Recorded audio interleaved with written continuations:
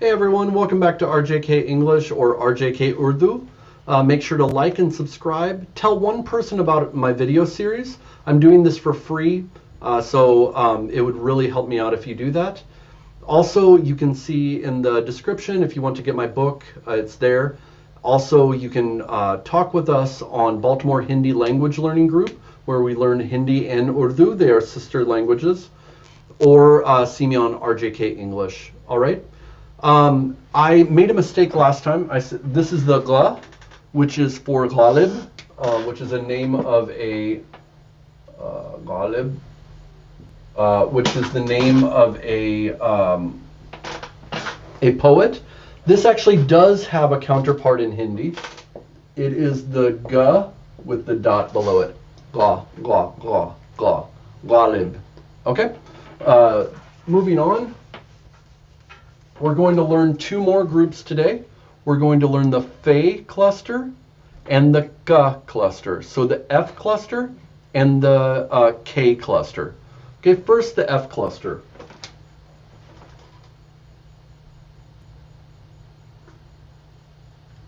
Okay, notice that this is a bit like the ta cluster, right? You make a circle and come around and finish it here, and then you put a dot above it. That's the fa, fa.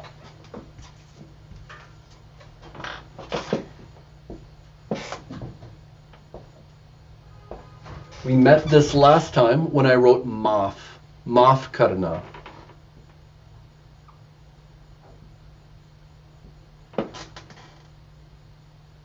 Oh, I guess I should do it like this. Maaf, that's my fault. Maaf karnaa. Ma, here is how the ayn shows up in the middle of the word. So remember, at the alone, it's like this. At the beginning of a word, it's like this. It starts like this. In the middle of a word, it looks like this. And at the end of the word, it looks like this. Okay, so the ayn is a little confusing as you write it, but it looks really, really cool, doesn't it? So, maaf karna, M, the ayn with the A, how is that pronounced in Urdu? Just ah. It's just ah. There's no ah or anything that you hear in Arabic. Maaf, here's that F. Maaf, that's the K that you're going to meet today. What is this? That's the R. N-A. If I wanted to show you how to pronounce it, I would put a little thing above it. What does that mean? It's an Karna. Karna. Maaf karna. I'm sorry, excuse me. The next one looks like this. Instead of being flat, it comes around. Almost looks like a baby in the womb, you know, like when it's developing, it's curled up. You start with the circle, you come down like a fish hook and over like this, and then you add two dots above that. That's important because in the middle of a word, the F is going to show up like this. And the ka is going to show up the same. It's not going to look different in the middle, and you need to put the two dots so that they know it's there, okay? But this, we're going to represent this by a Q. All of a sudden, I can't remember how to make a Q. J. I can't even make a Q. I can't. I'm losing my English. It's a Q. I can't write a Q. How do you write Q? Jeez.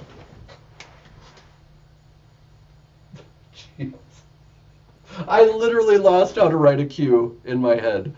So, all right, forget it. It's a Q, but we're just going to write it as, we'll write it as K with a dot over it for now, since I forgot how to make a Q. Okay. Quark. How would I write quark? There we go. There we go. I got it. I got it. Oh, jeez. Q. Okay, it's a Q. In Hindi, it is this. It's a K with a dot. Ka. And again, remember line is a G way in the back of the throat. Line. This one is a Q, is a K, like ka, but it's back in the throat where you make the kha. Ka. In Arabic, they have a prayer. Qul huwallahu ahad, Allahu samad, lam yalid walam yulad walam yakul lahu kufuwan ahad. Qul. It's not cool, it's qul in the back. In Urdu, we have this. In Hindi, you don't have this.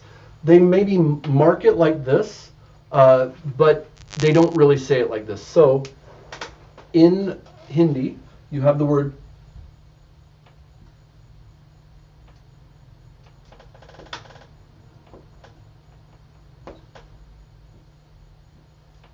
Kaleen.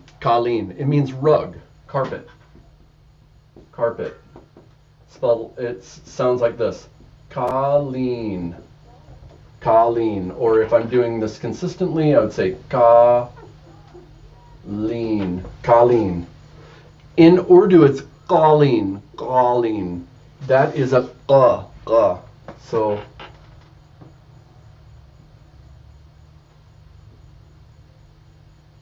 here's the qa, not ka, qa, in the back, qa. So what do we make in the back of the throats? We met the three things we make in the back of the throats.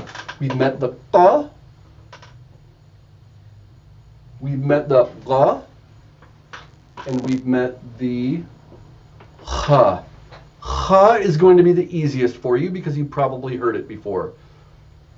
Qa is going to be a little harder. It's a G in that same place you say the kha, and the qa is the K back where you go kha. Qa. Qul huwallah. Qaleen. Oh, I didn't spell this right. There we go. Qa. Here's the L. Notice it looks like an A.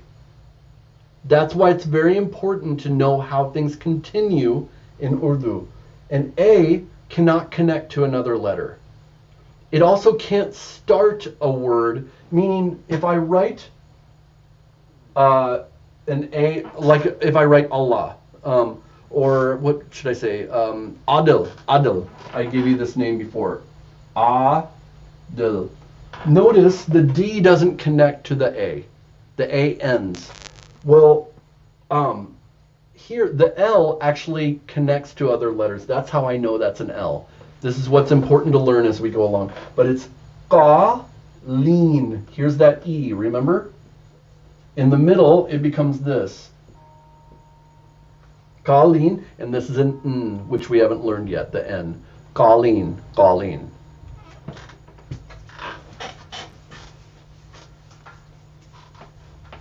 Okay, next group. The K group. Okay, this you'll be familiar with. So I'm going to get rid of these. Make sure to write them down. Oh, no, we already practiced it. Okay. K looks like this. See this little flat? It almost looks like the T, right? Or the F. Notice there, we're seeing that there are some similar shapes in Urdu. So it looks like, come down and over and make a little, so it almost looks like you could create a foot out of this, right?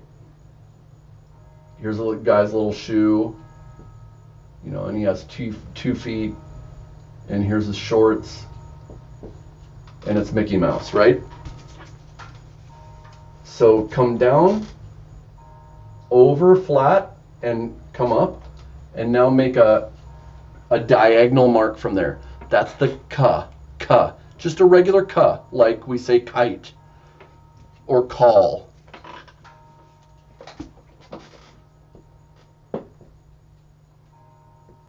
This is Devanagari, this is Urdu. Okay, this has an aspirated version. What do you think it's going to look like? Try it. All right, I'm ready to do it. All right. I didn't make that very well. Make it a little bit more clear. Here's my K, and it goes into the choti hai. Ka.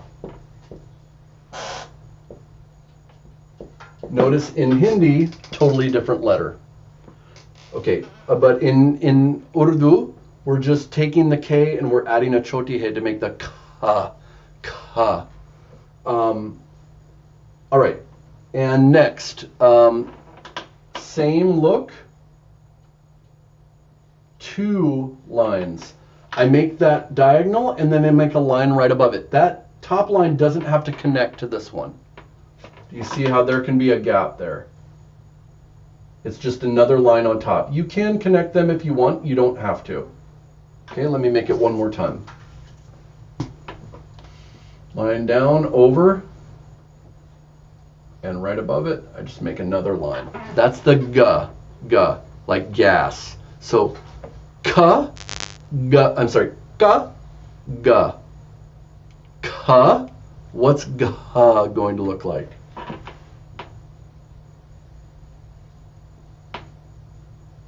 Ga.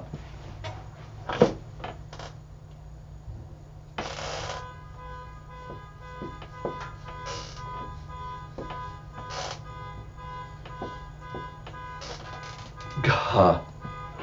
There we go. Those are the letters. So so using the G and the K.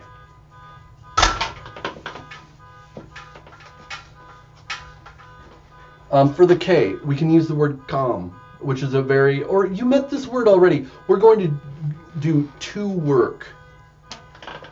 So in Hindi, just for my Hindi speakers,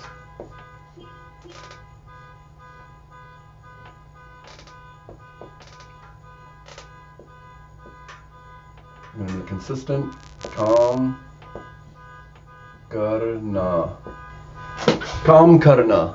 This means to work. In Hindi, or in Urdu, it looks like this. You already, oh, we're going to make a special letter here. Kaam. I'm getting sloppy. Karna. You met maaf karna last time. Karna means to do. It's the infinitive version of the verb to do. Kaam karna. To work, to do work, or to work do. This means work, kaam. Notice when I add it to the K, we're going to learn this later. When I add it to the ah, it actually should be written like this probably, but I write it backwards like that. Here's the K, it's connecting to the ah. It makes kind of a special character, but that's a K-A. If I split it up, it would look like this. But that's not how we really write it. It would be kaam. Notice my M. You're going to learn the M. It doesn't look like the F. It starts here and goes over. Instead of going this way, I'm going the opposite way. The M goes that way. That's an M. Okay? So kaam karna. Kaam karna. To do work. Okay. What about the G? We'll say, how about meat? Gosht. In Hindi, gosht. Gosht. In Urdu,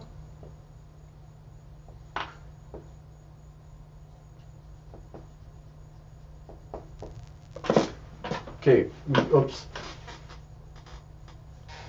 Here's our G, ga. It's going into an oo, right? What did I say about this? It can be, we learned this from the vowels. It can be oo, or it can be o, right? If I want to make sure that someone knows it's oo, I would put this over it. But it's not, it's o, and I think actually I would go like that, or what? No, I would do this. Go, if I put that mark below, I know it's an O. Gosht. Gosht. In Hindi, it's this, gosht. I think it actually might be gosht. Is it? If it was an aspirated, it would be like this, gosht. Someone tell me. We'll find out later on. But is it a GH? I don't think it is. How about gussa? Gussa means angry. Actually, I think that might be a gussa. Okay, we won't do that. So gosht. Galet. I think that's a gla as well. Geben Sie mir? No, that's German. Okay, so you see how the G is used here for the, and that means meat. Meat. Okay, so if you're in an Urdu restaurant, you say, I want gosht. All right, so those are our letters for today. We're almost done with the consonants. I hope you're enjoying it. Give me some feedback, and I'll see you next time. Bye.